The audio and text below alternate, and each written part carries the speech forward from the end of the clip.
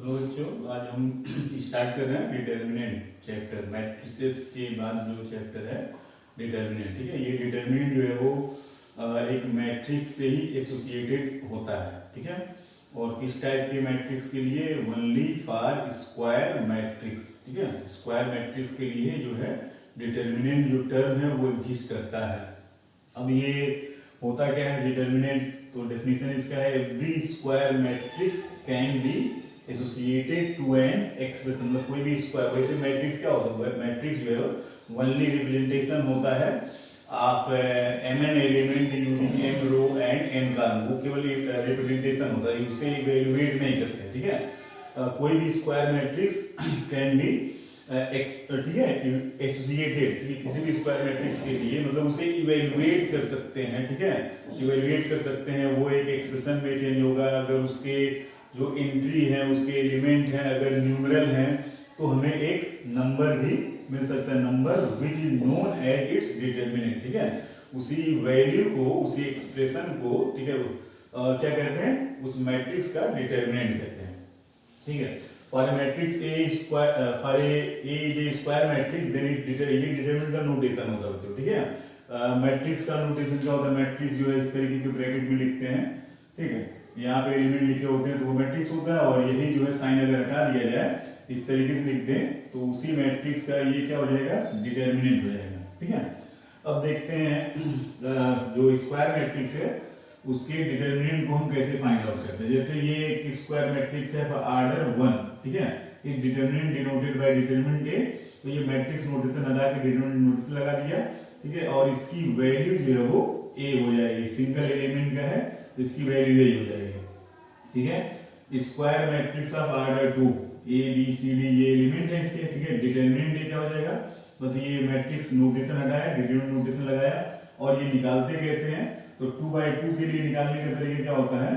ये जो leading diagonal होता है ना, ये मेन डायगोनल है। ठीक है, तो इसका प्रोडक्ट निकालते हैं एडी माइनस जो सेकंड डायगोनल है। ठीक है, AD minus BC, AD minus BC. ठीक है, ये माइनस के बाद जो है ये वाला एलिमेंट लिखेंगे। ठीक है, ये हो गया। जैसे ये है A J square matrix of order 2, determinant A क्या होगा? डिटरमिनेंट ए ये हो जाएगा sine theta cos theta minus cos theta sine theta.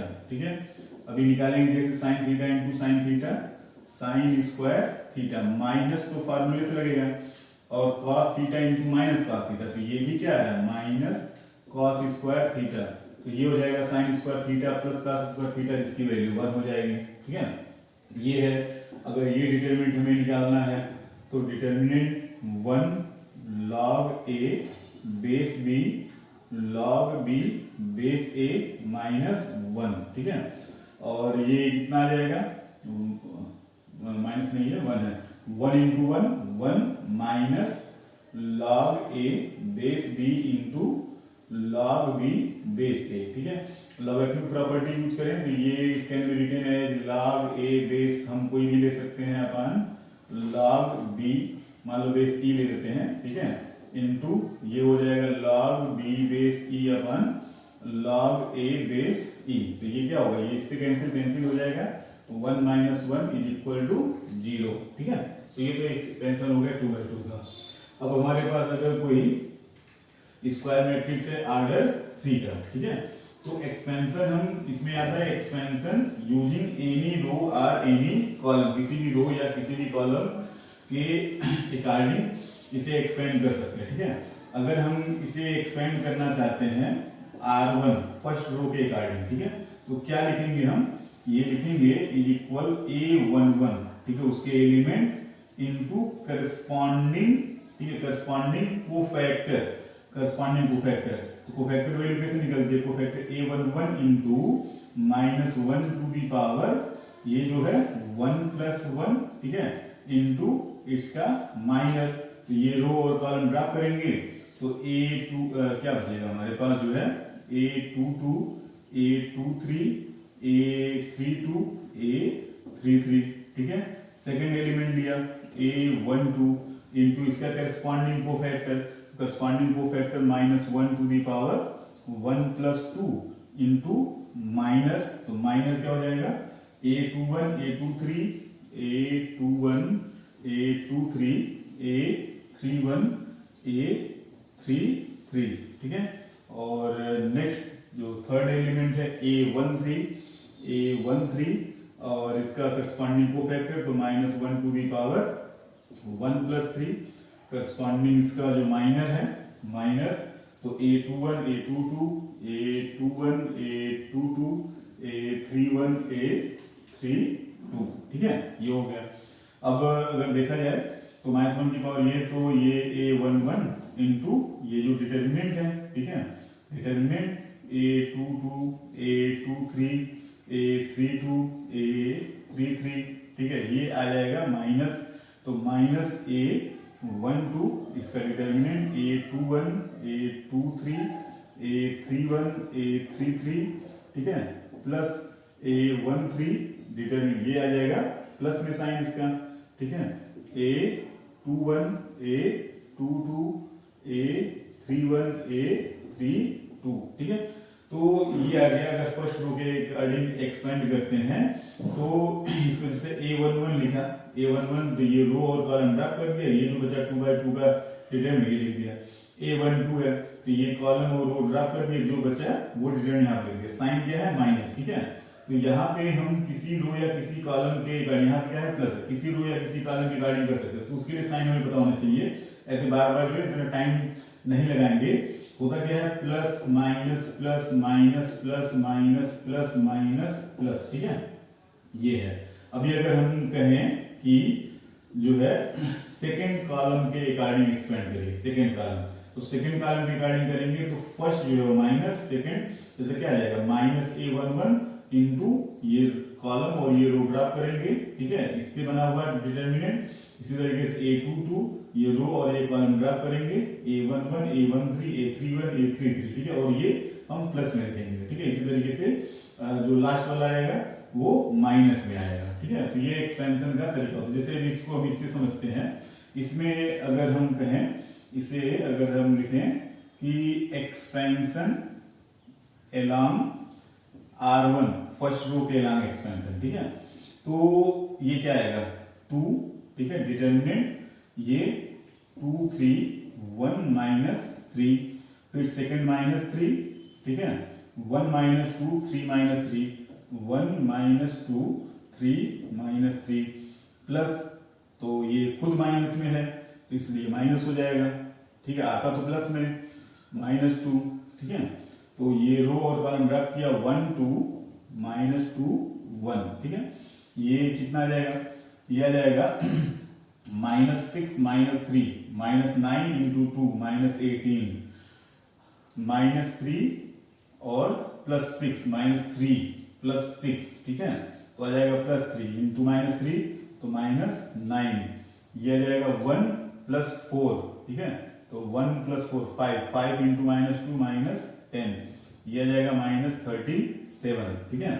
और यही अगर एक्सपेंशन हम करें, एक्सपेंशन एलॉन्ग सेकेंड कॉलम, तो सेकेंड कॉलम के लिए क्या है, यहां से ये है ना, ये तो पहला आएगा माइनस के साथ -3, ठीक है, ये कॉलम और ये रो ड्रॉप किया 1 3 -2 -3, ठीक है, सेकेंड प्लस के साथ आएगा 2, तो रो ये कॉलम ड्रॉप किया 2 -2 -2 -3, थर्ड फिर माइनस के साथ आएगा 1, ठीक है, ये रो और कॉलम ड्रॉप किया 2 -2 1 3 ठीक है, ये -3 और +6 तो आएगा +3 इंटू -9 आ जाएगा, ये आ जाएगा -6 एंड -4, तो -6 -4 -6 और ये आ जाएगा -4, ठीक है, तो -6 -10 इंटू 2 -20 और ये आ जाएगा 6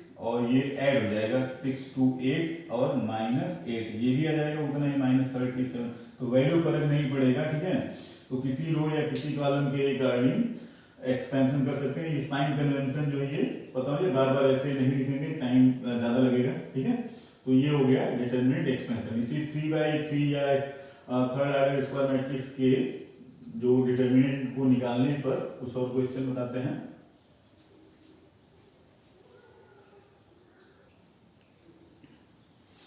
ये 3 क्वेश्चन है जो थर्ड ऑर्डर मैट्रिक्स के डिटरमिनेंट, अभी ये कह सकते हैं ये थर्ड ऑर्डर का डिटरमिनेंट है, सीधे सीधे डिटरमिनेंट नोटेशन में लिखा, ठीक है।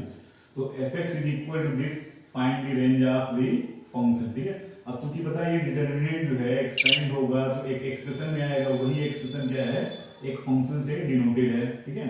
तो उसका रेंज कैसे निकालें, तो रेंज जो भी कॉन्सेप्ट होता है फंक्शन के रेंज निकालने का वो तो अभी यूज होगा। तो फिलहाल ये जो फंक्शन है क्या, वो इस डिटरमिनेंट का एक्सपेंशन है, ठीक है।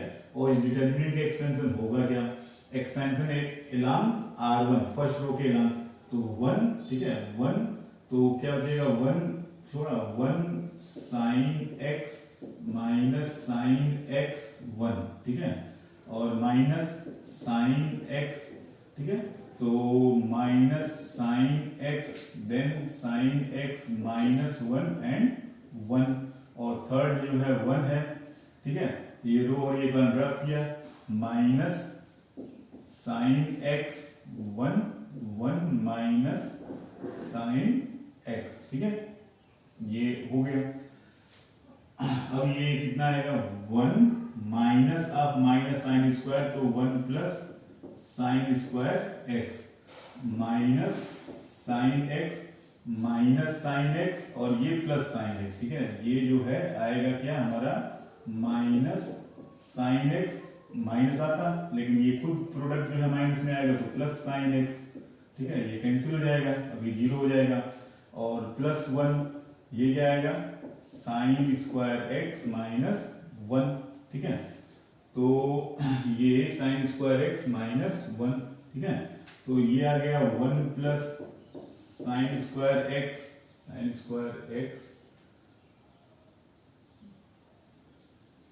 माइनस 1, ये माइनस में, ठीक है, तो ये प्लस में आ जाएगा 1 प्लस साइन स्क्वायर और ये 0 हो जाएगा, ठीक है, और यहाँ से साइन स्क्वायर एक्स प्लस 1, तो टोटल हमारा आ गया 2 प्लस साइन स्क्वायर एक्स। तो जो हमारा फंक्शन है वो 2 प्लस साइन स्क्वायर एक्स है। अब रेंज की बात है तो रेंज कैसे इसका निकालेंगे, तो चूंकि हमें पता है कि साइन एक्स जो बिलोंग करता है वो उसका जो रेंज है -1 से 1 होता है, ठीक है, लेकिन साइन स्क्वायर एक्स का जो रेंज है वो 1 0 और 1 के बीच होता है, ठीक है, पता ही होगा ये साइन स्क्वायर एक्स जो है वो 0 से 1 के बीच होता है, ठीक है।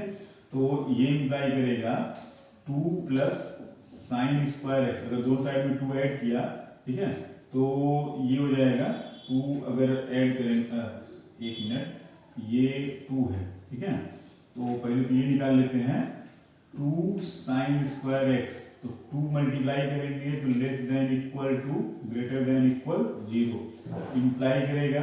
अगर इसमें हम 2 ऐड कर लें 2 प्लस 2 साइन स्क्वायर एक्स, दोनों साइड में 2 ऐड किया तो लेस देन इक्वल 4 एंड यहाँ पे ये हो जाएगा 2, ठीक है, ग्रेटर देन, ये है क्या, ये हमारा जो है फंक्शन है, ठीक है, function fx less than equal 4 greater than equal to 2, ठीक है। तो रेंज क्या हो जाएगा, रेंज जो है वो close interval 2 to 4, close interval 2 to 4, ठीक है। ये तो खैर यहाँ पे आ गया रेंज का कॉन्सेप्ट, फंक्शन इक्वल डिटरमिनेंट था, तो डिटरमिनेंट एक्सपेंड करेंगे तो हमें फंक्शन पता चलेगा, बाकी फंक्शन का रेंज कैसे निकालते हैं वो अलग कॉन्सेप्ट है, ठीक है। यहाँ पे क्या है, ये जो है ये लिखा हुआ है इंडिपेंडेंट ऑफ थीटा, ठीक है, तो ये भी क्या करेंगे, ये डिटरमिनेंट जब एक्सपेंड करेंगे, ठीक है, तो इंडिपेंडेंट ऑफ थीटा का मीनिंग हो गया कि सॉल्व करें उसमें थीटा एग्जिस्ट ना करे, ठीक है, डिटरमिनेंट में तो दिख रहा है लेकिन एक्सपेंड करें तो वहां पे थीटा के जो भी टर्म आएंगे साइन थीटा कॉस थीटा वो कैंसिल आउट हो जा रहे होंगे, ठीक है, तो इसे आप एक्सपेंड करेंगे, ठीक है, थीटा का टर्म नहीं आना चाहिए, meaning sign theta cos theta वो यहाँ पे नहीं आएगा, ठीक है। तो ये इसे आप एक्सपेंड करेंगे, यहाँ पे एक डिटरमिनेंट लिखा है, एंट्री जो है वो ग्रेटेस्ट इंटीजर फंक्शन के नोटेशन में है, ये जो है ग्रेटेस्ट इंटीजर फंक्शन का नोटेशन, ठीक है। अब ग्रेटेस्ट इंटीजर फंक्शन के बारे में पता है कि यह ग्रेटेस्ट इंटीजर फंक्शन -1 से 0 के बीच अगर है, x -1 से 0 के बीच है तो इसका इंटीजर फंक्शन वैल्यू कितनी आएगी, -1 आएगा, y 0 से 1 के बीच है तो इसका इंटीजर फंक्शन आएगा, यहाँ पे आ जाएगा 0, ठीक है। तो जहां जहां इंटीजर फंक्शन x है वहां पे -1, जहां इंटीजर फंक्शन y है वहां पे 0, और ये 1 से 2 के बीच है, ठीक है, 1 से 2 के बीच है, तो इसका इंटीजर फंक्शन जो है वो कितना हो जाएगा, 1 हो जाएगा, ठीक है।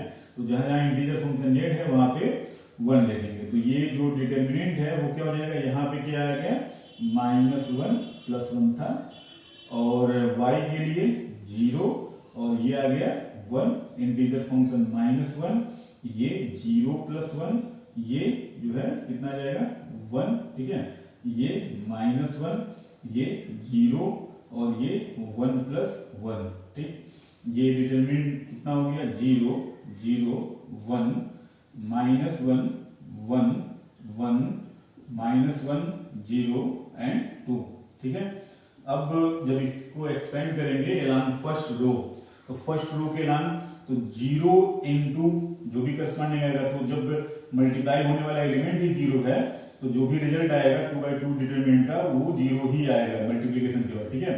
0 इनटू सेकेंड पार्ट तो भी कैंसिल हो जाएगा, निकलेगा कहां से, 1 इनटू, ठीक है, 1 इनटू, और डिटरमिनेंट क्या बचेगा, डिटरमिनेंट ये रो और कॉलम ड्रॉप करेंगे तो -1 1 -1 0, तो ये आ जाएगा 1 0 × -1 0 माइनस, तो प्रोडक्ट भी आएगा -1, तो ये हो जाएगा +1, तो टोटल वैल्यू इसकी 1 आ गई। तो यहाँ पे इंपॉर्टेंस था इंटीजर फंक्शन के बारे में जो है वो पता होना चाहिए था, ठीक है, कैसे ये वैल्यू कितनी होगी, और उसके बाद फिर डिटरमिनेंट में आएगा, और डिटरमिनेंट हम एक्सपेंड कर लेंगे।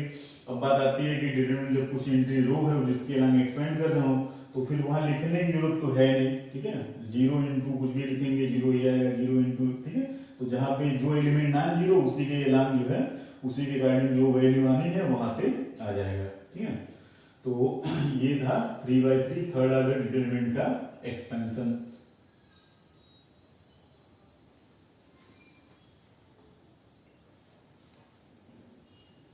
ये कुछ और छोटे पॉइंट जो है डिटरमिनेंट से रिलेटेड है, ठीक है।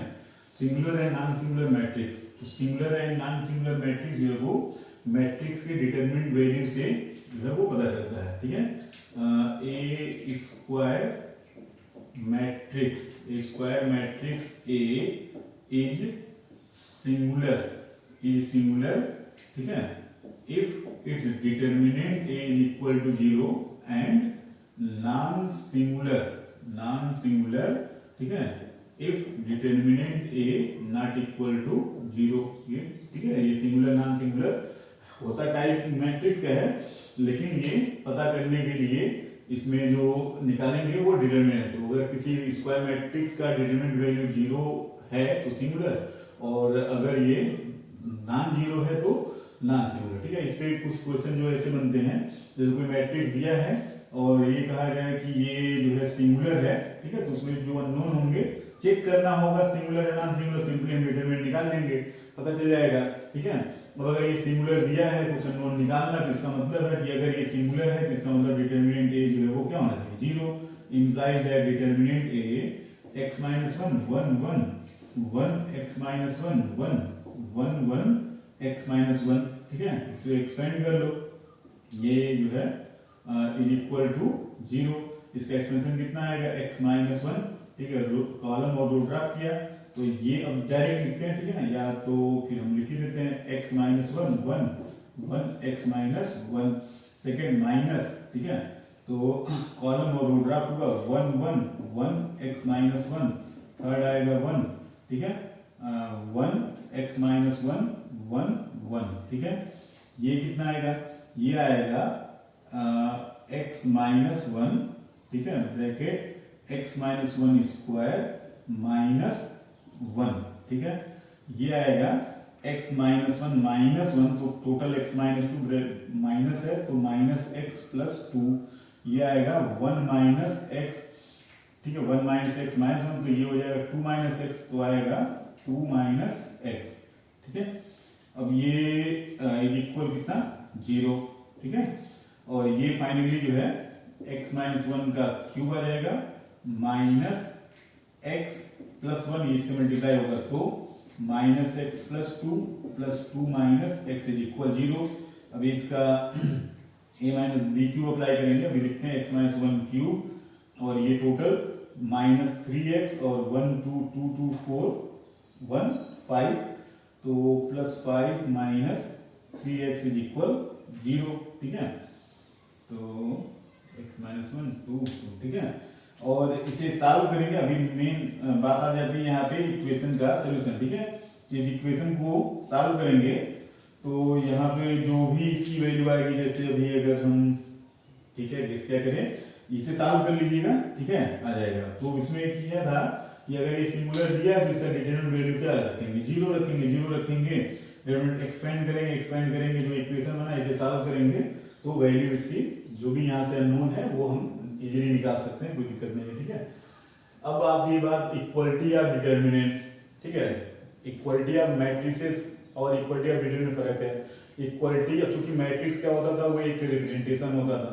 तो two matrices are equal if and only if their orders are equal and their corresponding elements are also equal. ठीक है, but in case of determinant, चूंकि डिटरमिनेंट क्या होता है, डिटरमिनेंट एक वैल्यू को रिप्रेजेंट करता है, किसी मैट्रिक्स के वैल्यू को रिप्रेजेंट करता है। ठीक है, तो अगर दो डिटरमिनेंट इक्वल है, जिसका मतलब है कि दोनों का जो वैल्यू होगा, ठीक है, डिटरमिनेंट अगर इक्वल है तो दोनों का जो सिंप्लीफाइड वैल्यू होगा, जो इवैल्यूएटेड वैल्यू होगा, वो इक्वल होगा। ठीक है, जैसे यहाँ पे equality of determinant, find x if two determinants are equal, तो यहाँ पे हम करस्पॉन्डिंग एलिमेंट नहीं कंपेयर करेंगे मैट्रिक्स में जैसे करते हैं। ठीक है, यहाँ पे दोनों साइड के डिटरमिनेंट को हम इवैल्यूएट करेंगे। ठीक है, ये 3/3 का हो सकता है दोनों साइड में, 2/2 का है। ठीक है, 1/1 में तो बहुत इजी हो जाएगा।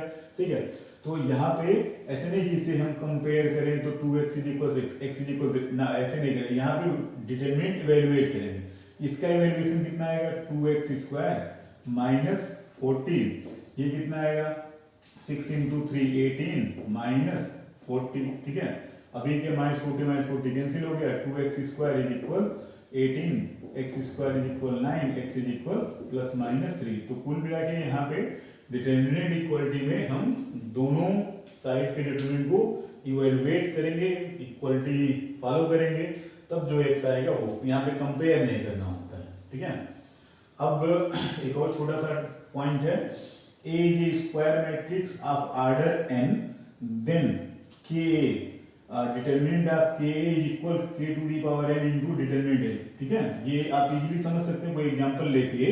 जैसे हम क्या करते हैं कि मैट्रिक्स में, जैसे मान लो एक मैट्रिक्स लिए A B C D, छोटा सा 2/2 का लिए। ठीक है, अब हम अगर इसमें हम 2a निकालें तो 2a मैट्रिक्स में क्या होता है, मैट्रिक्स में मल्टीप्लिकेशन स्केलर से जब करते हैं तो सभी एलिमेंट में होता है, तो 2a 2b 2c 2d हो जाएगा। और जब हम 2a इसके डिटरमिनेंट की बात करेंगे तो determinant 2a 2b 2c 2d, determinant में देखो मैट्रिक्स में मल्टीप्लिकेशन और डिटरमिनेंट में मल्टीप्लिकेशन। मैट्रिक्स में जब हम मल्टीप्लाई करते हैं तो वो स्केलर से मल्टीप्लिकेशन मैट्रिक्स से सभी एलिमेंट में होता है, लेकिन डिटरमिनेंट के केस में जो है हम अगर किसी स्केलर से मल्टीप्लाई करें तो उसे हम किसी एक रो या किसी एक कॉलम के एलिमेंट में ही मल्टीप्लाई करके लिखते हैं। ठीक है, सेम वही रूल फॉलो होगा कॉमन लेने में। ठीक है,